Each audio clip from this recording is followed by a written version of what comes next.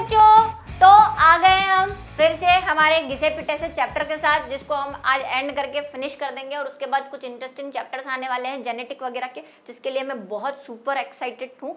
तो जनरल स्वास्थ्य को आज खत्म करते हैं, सोचते हैं। और उसके लिए हम, जैसे कि आपने पिछले वीडियो में देखा, इंपॉर्टेंट क्वेश्चंस लेकर आए थे हम। और आज भी हम क्या लेकर आए हैं, कुछ महत्वपूर्ण क्वेश्चन। चैप्टर फ्लो को तो हमने खत्म कर ही दिया है, और जो आज हम पढ़ने वाले हैं वो है महत्वपूर्ण प्रश्न उत्तर। कुछ आपने पहले भी देखे, कुछ मैं फिर से ले आई हूँ। और सबसे पहला जो आप देख रहे हैं, बड़ा बड़ा मस्त येलो खतरनाक लेवल पे लिखा हुआ है, KET MP PMT पे आया हुआ क्वेश्चन है ये। और इस क्वेश्चन की क्या खासियत है वो देखते हैं। ये KECT क्या है, तो KECT है कर्नाटक कॉमन एंट्रेंस टेस्ट। ठीक है, पहले जो है वो कर्नाटक में जितने भी ग्रेजुएशन लेवल के कॉलेजेस होते थे उनके लिए एक कंबाइंड टेस्ट होता था स्टेट लेवल का। अब तो एक CUET भी आ गया है, मतलब कॉमन यूनिवर्सिटी ऑल इंडिया के लिए आ गया है। लेकिन पहले कर्नाटक में भी होता था, 2019 का है। और MP PMT में भी आया हुआ क्वेश्चन है, मतलब मध्य प्रदेश की अलग से एक स्टेट लेवल की PMT होती थी। अगर आपको याद है तो पहले हर स्टेट की जो नीट है वो नहीं हुआ करती थी, PMT हुआ करती थी मेडिकल या डॉक्टर बनने के लिए। और अब जो है वो कॉमन कर दी गई है, जिसको हम नीट बोलते हैं। तो क्वेश्चन तो वही रहेंगे भाई, सिलेबस तो चेंज नहीं कर दिया ना PMT को नीट करने से। तो मानव जनसंख्या की सांख्यिकी अध्ययन को क्या कहते हैं। कुछ लोग जो समझ रहे हैं कि ये चैप्टर इतना इंपॉर्टेंट नहीं है, ये चैप्टर इंपॉर्टेंट है क्योंकि इसमें भी क्वेश्चन आए हुए हैं बोर्ड में प्लस कंपटीशन एग्जाम में। लेकिन लॉजिकल क्वेश्चन आए हुए, जैसे एक ही जिसको हमने क्लास में भी पढ़ा है, अगर ध्यान से आपने पढ़ा है तो, क्योंकि क्लास में सब कुछ कवर हो जाता है आपका। नीट तो आपकी 90% कंप्लीट हो रही है, 10% जो बचता है हम उसको फिर क्या करते हैं, होमवर्क क्वेश्चंस में कर लेते हैं। ठीक है, सबसे पहला है मानव जनसंख्या के सांख्यिकी अध्ययन को क्या कहते हैं। क्रोमोलॉजी, डेमोग्राफी, जनसंख्या विज्ञान या साइनोग्राफी। तो इसका जो सही आंसर है वो है B वाला, डेमोग्राफी। ठीक है, इसको याद रखेंगे। दूसरा है सहायक जनन प्रौद्योगिकी यानी ART, जिसको हम आर्ट भी कहते हैं, में शामिल नहीं है। ये नहीं वर्ड हमेशा सुने, PMT में आया हुआ है ये। युग्मनज बाह्य फैलोपियन स्थानांतरण यानी कि GEFT, इन विट्रो फर्टिलाइजेशन या भ्रूण स्थानांतरण, कृत्रिम वीर्य सेचन और गैमेट इंट्राफैलोपियन ट्रांसफर। तो आपने जो मेथड पढ़े थे आर्ट के, उसमें से कौन सा मेथड आपको यहाँ पहचाना नहीं लग रहा है। तो देखिए, इन विट्रो फर्टिलाइजेशन हमने पढ़ा था, जिसको हम क्या कह रहे थे, इन IVF। ठीक है, और भ्रूण स्थानांतरण को ET बोल रहे थे, एम्ब्रियो ट्रांसफर, ये पढ़ा था। कृत्रिम वीर्य सेचन AI, artificial insemination. Gamete fallopian transfer को हम क्या बोल रहे थे, GIFT, गिफ्ट नाम बताया था मैंने आपको, ये है। ये कुछ हमने नहीं पढ़ा, इसका एक वर्जन हमने पढ़ा है GIFT, वो I है, क्या है, जाइगोट इंट्राफैलोपियन ट्रांसफर। ये एक्स्ट्रा नहीं है, एक्स्ट्रा ई के लिए लगाया हुआ है, तो ये गलत है। तो सही आंसर जो है इसका वो A है, क्या, युग्मनज बाह्य फैलोपियन स्थानांतरण। ऐसी कोई टेक्निक हमने नहीं पढ़ी है। चलिए, RCH का पूर्ण रूप क्या है। ठीक है, ये मैंने बोला था, इसका आप फुल फॉर्म भी याद रखेंगे, इसकी शॉर्ट फॉर्म भी याद रखेंगे और इसका नाम भी याद रखेंगे। जनन एवं बाल स्वास्थ्य सेवा। सब कमेंट सेक्शन में अपने आंसर लिखते जाइए, जब तक मैं यहाँ पे आंसर शो नहीं करती आपकी टेस्टिंग हो जाएगी, पता चलेगा क्या कर रहे हो, चैप्टर कैसे। मैंने वैसे बोला था कि हम ऐसा इसको पढ़ना है, 2-3 बार पढ़ लो कि क्लास में ये चैप्टर रेडी हो जाए, दोबारा इसको पढ़ने की जरूरत ना पड़े। ठीक है, अब बच्चे बोलेंगे कि बुक के पीछे के कुछ अनशन क्वेश्चंस दे रखे हैं मैम, उसका क्या करें। वो सारे क्वेश्चन हम कवर कर चुके हैं। जैसे एक क्वेश्चन है कि आप जो है सेक्सुअल ट्रांसमिटेड डिजीज को रोकने के लिए अपनी साथी की मदद कैसे करेंगे। तो हमने जो रोकथाम पढ़ी है वो वही आंसर लिखना है। रोकथाम ही तो उसकी मदद है एक तरह से, कि वो होने ना देना ऐसी चीजें जिससे STD हो। दूसरा एक पूछा है कि ये जो गर्भ निरोधक युक्तियां हैं ये न्यायोचित क्यों नहीं है, मतलब ये सही क्यों नहीं है। तो उसके क्यों नहीं है, क्योंकि उसके साइड इफेक्ट है, उसके दुष्परिणाम है कि एक तो बहुत टाइम तक अगर हम लेंगे तो हम गर्भ धारण करने की क्षमता खो सकते हैं। गोलियां खाते हैं जिसमें हार्मोन्स होते हैं, जिससे हमें हार्मोनल इम्बैलेंस हो सकता है। तीसरा, हम जनसंख्या कम करना चाह रहे हैं, लेकिन जनसंख्या कम करने के लिए हम मानव को शारीरिक रूप से तकलीफ नहीं, क्योंकि ये सारे हार्मोनल है, कोई ना कोई तकलीफ इससे होती है। आप ऑपरेशन भी करा रहे हैं तो शरीर की कोई कोशिका तो काट ही रहे हैं, ठीक है, तो इसीलिए ये न्यायोचित नहीं है, ऐसा आप आंसर लिख सकते हैं। जो जो दुष्परिणाम है ना वो सारे आप लिख सकते हैं, ठीक है। कुछ ऐसे क्वेश्चन है तो आप देख लेंगे, वो हो जाएंगे क्योंकि सब हमने कवर कर लिया है। बाकी कुछ क्वेश्चन तो ऐसे हैं जो बोर्ड पूछता भी नहीं है, वो जनरल आपके नॉलेज के लिए। जनन एवं बाल स्वास्थ्य सेवा केंद्र, ठीक है, जिसका मैंने आपको बताया था reproductive and child health organisation, English वाला भी बता दिया, ठीक है, रिप्रोडक्टिव जनन चाइल्ड हेल्थ ऑर्गेनाइजेशन। सहायक जनन प्रौद्योगिकी या आर्ट में शामिल नहीं है, फिर से कुछ मेथड्स दे रखे हैं। सबसे पहला है गिफ्ट या GIFT, ये तो अभी हमने यूपर वाले क्वेश्चन में डिस्कस किया, ये दोनों तो है। CVS और IUCD, ये थोड़े से अटपटे लग रहे होंगे आपको। ये IUE यानी इंट्रा यूटेराइन इंसेमिनेशन, ये भी पढ़ा है। ET अभी बताया, भ्रूण स्थानांतरण पहले वाले क्वेश्चन में, पहले या दूसरे में। और अंतःगर्भाशय यानी कि IU, ठीक है, या ET तो इसी को कहते हैं, ये ET नहीं IU होगा, ठीक है। तो क्या है, क्योंकि ये ऑप्शन मैंने किसी कंपटीशन एग्जाम से लिया है, उसमें ऐसे लिखा हुआ था, इसीलिए। चलिए, तो यहाँ पे ये जो है ये ऑप्शन आपको सीधा सीधा गलत लग रहा होगा। सही ऑप्शन जो है हमारा क्या है, B। क्यों B है, क्योंकि मैं आपको इसकी फुल फॉर्म बता देती हूँ। CVC जो है वो है कोरियोनिक विसरल सैंपलिंग, ठीक है, कोरियोनिक विसरस सैंपलिंग, ठीक है, ये क्या है। और ये IUCD, ये इंट्रा यूटेराइन सर्विक्स डिवाइस, ये भी दोनों, IUCD तो वो IUD जो है उसी की एक डिवाइस है, और CUC क्या है, हमने एमनियोसेंटेसिस किया था। एमनियोसेंटेसिस ना करें और किसी और तरीके से अगर हम बच्चे में या भ्रूण में जो असामान्यता है उनको जानना चाहते हैं तो हम ये वाला टेस्ट भी करते हैं, जिसको CVS भी कहते हैं, ठीक है। तो ये एक क्या नहीं है, आर्ट नहीं है, ये तो टेस्ट है असामान्यताएं जानने के लिए। ये वाला क्वेश्चन देख लीजिए, ये एम्स 2019 का है। IVF यानी पात्र निषेचन का प्रचलित नाम क्या है। Amniocentesis, tubectomy, test tube baby या गिफ्ट। तो सीधा दिख रहा होगा आपको, इसका आंसर जो है वो है C। अगर आप जल्दी कर रही हूं मैं तो आप वीडियो पॉज करके कमेंट में आंसर भी लिख सकते हैं, वो कोई नहीं है, आपके पास सारी सुविधाएं अवेलेबल है। टेस्ट ट्यूब बेबी यानी कि जो हम टेस्ट ट्यूब में निषेचन करवा के फिर उसको कहाँ करते हैं, मदर के गर्भाशय में ट्रांसफर करते हैं। यह आया हुआ एमनियोसेंटेसिस, अभी बताया, भ्रूण की असामान्यताओं को जांचने के लिए भ्रूण में जब वो माँ के पेट में होता है तो कुछ फ्लूइड निकाल के टेस्ट किया जाता है। टेस्ट ट्यूबेक्टोमी, जो अंडवाहिनी होती है उसको बीच में से ब्रिज काट देते हैं ताकि अंडे जो है वो ट्रांसफर ना हो पाए और निषेचन ना हो पाए। टेस्ट ट्यूब बताई दिया। गिफ्ट अभी ऊपर आया था, गैमेट इंट्रा फैलोपियन ट्रांसफर, यानी कि क्या किया जाता है, जिनमें अंडे नहीं बनते, जिन मादाओं में, उनमें किसी दूसरी महिला से अंडा लेकर उसके गर्भाशय में या फैलोपियन नलिका में ट्रांसफर किया जाता है। बार बार बता रही हूं ताकि आपको याद हो जाए, ठीक है। गर्भ निरोधक की शल्य विधियां रोकती है। कोई बच्चे सोचेंगे मैडम को शायद याद नहीं होता इसलिए मैडम बार बार रिवाइज करती रहती है। हाँ, हमें याद रखना है, सारे एग्जाम हमें ही तो देने। गर्भ निरोधक की शल्य विधियां रोकती है। क्या रोकती है, क्यों हम शल्य क्रिया करवाते हैं, मतलब जो अभी पढ़ा एक ट्यूबेक्टोमी और वैसेक्टोमी क्यों कराई जाती है, किस रीजन से। क्या वो युग्मकों के निर्माण को रोकती है, युग्मकों की गति को रोकती है, दोनों को रोकती है, या केवल शुक्र जनन को रोकती है। तो ये वाला आंसर तो भाई सीधा सा गलत है, क्योंकि यहाँ पे सिर्फ शल्य क्रिया की बात कही है, मेल या फीमेल की बात ही नहीं बोली, और ये शुक्राणु जनन तो मेल में होता है। ए और बी और इनमें से सेलेक्ट करना है। तो मैंने आपको बताया था कि वैसेक्टोमी और ट्यूबेक्टोमी में क्या होता है, शुक्राणु तो बनते हैं।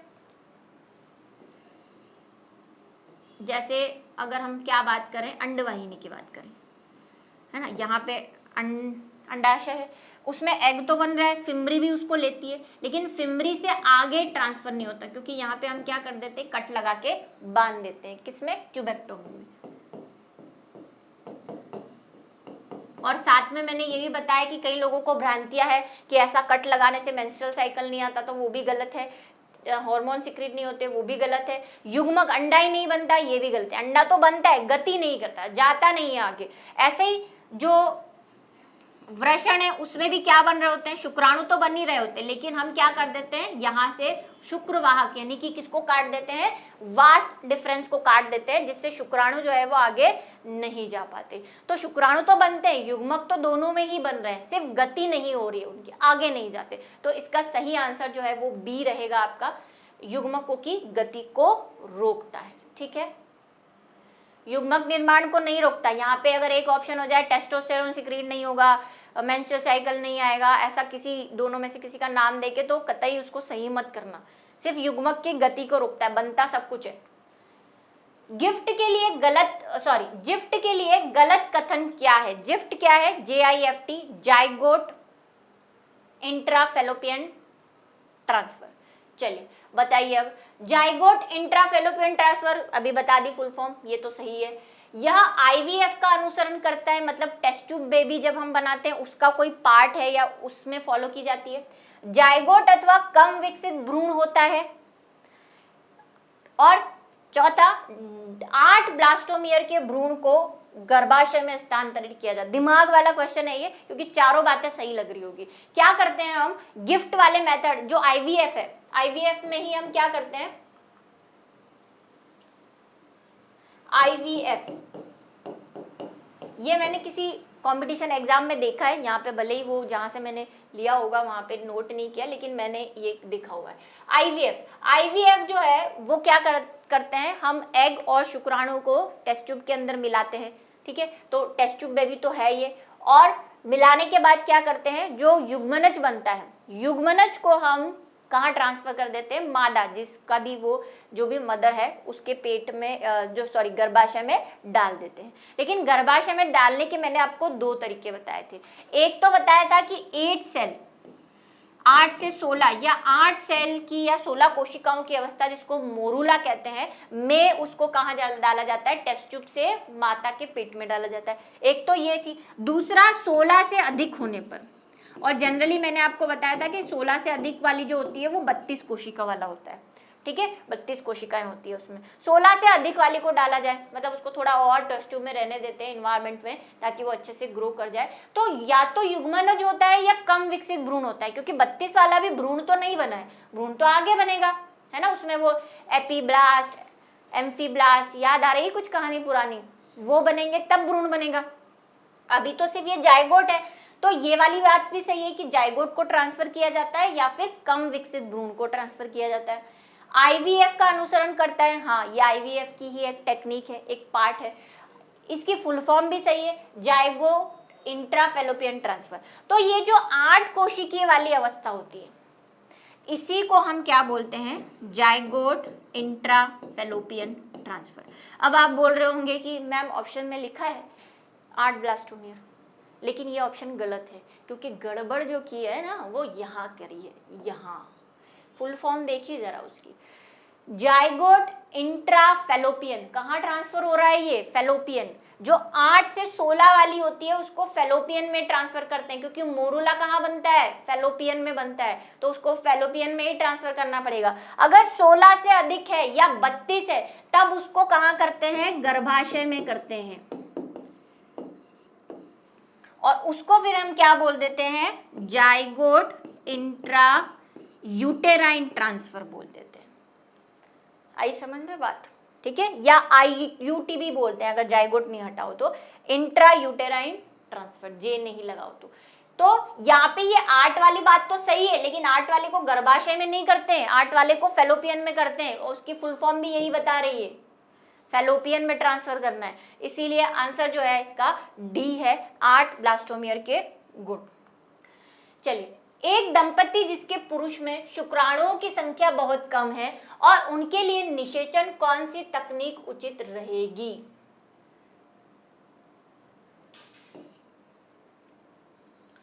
तो कौन सी तकनीक उचित रहेगी जरा भैया बताइए। अंतःगर्भाशय स्थानांतरण, मतलब इंट्रा यूटेराइन ट्रांसफर कर दे, gamete intracytoplasmic fallopian transfer, यानी कि गैमेट को साइटोप्लाज्म में फिर फेलोपियन में ट्रांसफर कर दे, नहीं, एक युक्ति हमने जरूर पढ़ी थी जिसपे क्या किया जाता है, जो इंसेमिनेशन किया जाता है, IC intra cytoplasmic sperm transfer, ये वाली की थी हमने, तो ऐसा भी कुछ नहीं पढ़ा हमने। कृत्रिम वीर्य सेचन जिसको हम क्या बोलते हैं, एआई यानी आर्टिफिशियल इंसेमिनेशन, और अंतःकोशिकीय शुक्राणु निक्षेपण, ये वाली है, अंतःकोशिकीय शुक्राणु निक्षेपण, ठीक है, ICST। चलिए, तो इसमें से हमने जब कृत्रिम वीर्य सेचन पढ़ा था तब आपको बताया था कि जिन पुरुषों में शुक्राणु की संख्या या तो कम होती है या शुक्राणु एक तरह से बहुत कम संख्या में वीर्य में उपस्थित होते हैं, तो उनका 3-4 बार का वीर्य इकट्ठा करके मादा के शरीर में प्रवेश करवाया जाता है और उसको हम बोलते हैं आर्टिफिशियल इंसेमिनेशन। तो सही आंसर जो है हमारा वो है कृत्रिम वीर्य सेचन। ऐसे ही क्वेश्चन बनते हैं इन चैप्टर्स में। परकनली शिशु की विधि, आपको समस्या दे दी जाएगी, किसी लेडी के अंडवाहिनी ब्लॉक है तो आप उसमें कौन सा मेथड यूज करोगे, तो एक तो IVF यूज कर सकते हो, क्या बताओ। IVF में तो क्या होता है, अंडा लेके, और टेस्ट ट्यूब में तो हाँ अंडा तो बन नहीं रहा है, उसकी वो अंडवाहिनी ब्लॉक है, तो अंडवाहिनी के ब्लॉक होने से पहले ही अंडे को निकाल के IVF करा सकते हैं। दूसरा क्या करा सकते हो, वो भी करवा सकते हो, गिफ्ट वाले की जरूरत नहीं क्योंकि अंडा उसके बन रहा है। अगर उसकी यूट्रस ले नहीं पा रही है तो सरोगेसी मदर यूज कर सकते हो, जो सरोगेट वाला हमने सिस्टम पढ़ा था, जिसमें क्या किया जाता है, अंडा और स्पर्म तो पति पत्नी का लेके और उसको प्रवेश कहाँ करा दिया जाता है, किसी सरोगेट मदर के पास प्रवेश करा दिया जाता है। तो ऐसे पूछा जा सकता है, और एक विधि को 2-3 समस्याओं के लिए यूज कर सकते हैं। परकनली शिशु विधि वह महत्व समझाइए। तो सबसे पहले प्रोसीजर, वैसे मैंने आपको ये प्रोसीजर बताया है शॉर्ट में, लेकिन एक बार इसको थोड़ा सा लिखा हुआ देख लेते हैं, बच्चे लिख लेंगे इसको। सबसे पहले क्या करना है, निम्नलिखित पदों को हमें फॉलो करना है। मादा की प्रजनन नलिका, मतलब वही जहाँ से अंडा बन रहा है, नलिका से अनिषेचित अंडे को निकालना है, वहां से अंडा निकाल लिया। अंडे को अनुकूल एसेप्टिक क्या होती है, क्योंकि भाई कोशिका है, अगर आप उसको नॉर्मल एनवायरनमेंट में बाहर लाओगे और बाहर क्या है, भयानक घनघोर जालिम बैक्टीरिया और वायरस बैठे हुए हैं कि कोई कोशिका हमें मिले और हम उसे खा जाए, तो जैसे ही आप अंडे को बाहर निकालोगे ऐसे चिमटे से और उस पर बैक्टीरिया लग गया तो उसको कहाँ रखा जाता है, एसेप्टिक, मतलब ऐसे सॉल्यूशन में, ऐसी जगह पे रखा जाता है जहाँ पे बैक्टीरिया या वायरस नहीं हो, या तो वैक्यूम हो, है ना, लैब होती है ऐसी, या एक ऐसा बॉक्स होता है जिसको एसेप्टिक बॉक्स भी कहते हैं, वो पूरा स्टेराइल होता है, मतलब उसको पूरा अच्छी तरह से साफ करके UV रेस से रखते हैं ताकि उसमें कोई जर्म्स वगैरह ना हो, तो ऐसी कंडीशन में रखते हैं। उसके बाद मादा के शरीर के बाहर संवर्धित माध्यम हमारा क्या है, टेस्ट ट्यूब काम में लेते हैं, उसमें ऐसा इन्वायरमेंट रखा जाता है जैसा इन्वायरमेंट कहाँ होता है, माता के फेलोपियन ट्यूब में। तो संवर्धित माध्यम में स्पर्म और ओवम का फ्यूजन कराया जाता है, मतलब निषेचन कराया जाता है, जिससे जायगोट बनता है।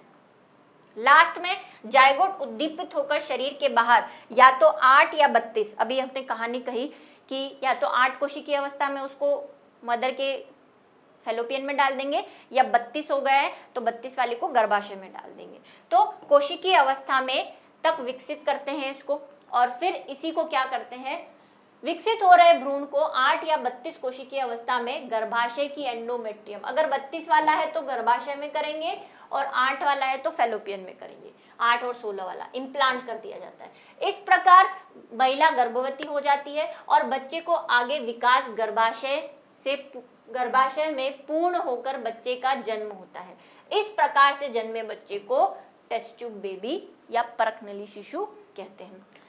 महत्व क्या है इसका, तो पहला महत्व, बांझ माताएं यानी कि फर्टाइल जो मदर्स हैं उनको एक उपहार मिलेगा, वो अपना बच्चा पैदा कर सकती हैं, ठीक है, पेरेंट्स को संतान का सुख मिल जाएगा। इनका उपयोग ऑलिगोस्पर्म, ये ऑलिगोस्पर्म ये क्या होते हैं, ऐसे स्पर्म जो या तो संख्या में कम हो, जैसा हम बोल रहे हैं कृत्रिम वीर्य सेचन करवाया जाता है, उसकी जगह हम क्या करवा सकते हैं, IVF भी करवा सकते हैं ना। तो उसमें अगर स्पर्म की क्वांटिटी कम है या स्पर्म गति नहीं कर पा रहे हैं, अच्छे स्पर्म नहीं है, उसको बोलते हैं एलिगो। ऑलिगो का मतलब वैसे संख्या में कमी होता है, ठीक है, शुक्राणुओं की कम संख्या वाले पुरुषों के लिए ये बहुत उपयोगी है। तो उसमें से हम 2-4 क्वांटिटी के जो है सीमन लेके उसमें से स्पर्म सेलेक्ट करके और फर्टिलाइजेशन टेस्ट ट्यूब में करवा देते हैं। अधिक वृद्ध गायों के oocyte दिए जा सकते हैं। ये हम मेल्स में या मतलब ह्यूमन के लिए बात नहीं कर रहे हैं कि ये IVF जो है वो सिर्फ ह्यूमंस के लिए, मतलब एनिमल्स में भी कराई जाती है। ऐसी वृद्ध महिलाएं, कोई अच्छी किस्म की गाय है ना, जो अच्छा दूध देती है, हष्ट पुष्ट है, लेकिन उसके एग नहीं बन रहे। अब एग नहीं बन रहे तो वो आगे क्या नहीं, क्योंकि गाय भी क्या है, मैमल है ना, ये तो भूल नहीं गए, हाँ गाय मैमल है, हमारी कैटेगरी में आती है। तो अगर उसके अंडे नहीं बन रहे तो फिर वो मर जाएगी और उसकी स्पीशीज क्या हो जाएगी, खत्म हो जाएगी। या हमारे पास एक गाय ही है तो एक गाय खत्म हो जाएगी। तो हम क्या कर सकते हैं, हम कर सकते हैं कि वो जो वृद्ध हो चुकी गाय है, ये वृद्ध हो गई, या तो एग ही नहीं बन रहे या बूढ़ी हो गई है, तो उसमें एग क्या बनने लग गए, कम बनने लग गए। तो हम उसका एग लेके, उसकी oocyte लेके और IVF के तहत एक नया उसी किस्म का गाय का बच्चा या उसकी क्वालिटी के साथ किसी और बेल के स्पर्म को लेके और कोई नया गाय का रूप हम दे सकते हैं जिसमें अच्छे कैरेक्टर्स हो। तो एनिमल्स में भी इसको यूज कर सकते हैं। चलिए अब मैं कुछ ले आई हूँ आपके लिए। ये देखिए बड़ा सा खतरनाक काम। ये काम कुछ ऐसा है कि हमने सबकी फुल फॉर्म पढ़ी और बोर्ड पे आपने देखा, मैंने इंग्लिश में भी लिखा था, हिंदी में भी लिखा था। यहाँ पे मैं पर्टिकुलर एक हिंदी में लेके आ गई हूँ ताकि आपको एक साथ फुल फॉर्म मिल जाए और आपको भी ऐसे ही कॉपी में एक साथ सारी फुल फॉर्म लिखनी है ताकि अलग अलग जगहों पे ढूंढनी न पड़े। और ये फुल फॉर्म पूछी जा सकती है बोर्ड में। मान लो एक क्वेश्चन आ गया कि निम्नलिखित का पूरा नाम लिखो, जैसे अभी एक GIF का आ गया था ना, या GIFT का फुल फॉर्म आ गया था, तो ऐसा आगे भी आ सकता है। तो इसीलिए मैंने आपके लिए एक रेडी कर दिया, आप इसको नोट कर लें, चाहे तो स्क्रीनशॉट ले ले। उन बच्चों के लिए मैं पहले ही दूर हो गई, मैं बोले स्क्रीनशॉट ही नहीं लेने दे रहे। तो ART जिसको हम बोल रहे थे असिस्टेड रिप्रोडक्टिव टेक्नोलॉजी, इंग्लिश में याद रखें, हिंदी वाले में बहुत कंफ्यूज हो जाओगे, कह रही हूँ मैं। इंग्लिश को इसीलिए हिंदी में लिख दिया है क्योंकि बच्चे क्या इंग्लिश नहीं लिख, तो आप नाम याद रखो, उसको भले हिंदी में लिखो, ठीक है। हिंदी वाले में क्या समझ नहीं आएगा और कन्फ्यूजन और हो जाएगा, वो कोशिकीय, अंतर, अंतार, पता नहीं जो भी है, ठीक है। तो अंतर्गर्भाशयी और अंत अंडवाहिनी और फिर ऐसे ही चलता रहेगा। इसमें क्या आधी चीज तो आपको इनके नाम से क्लियर हो जाती है इंग्लिश वालों में।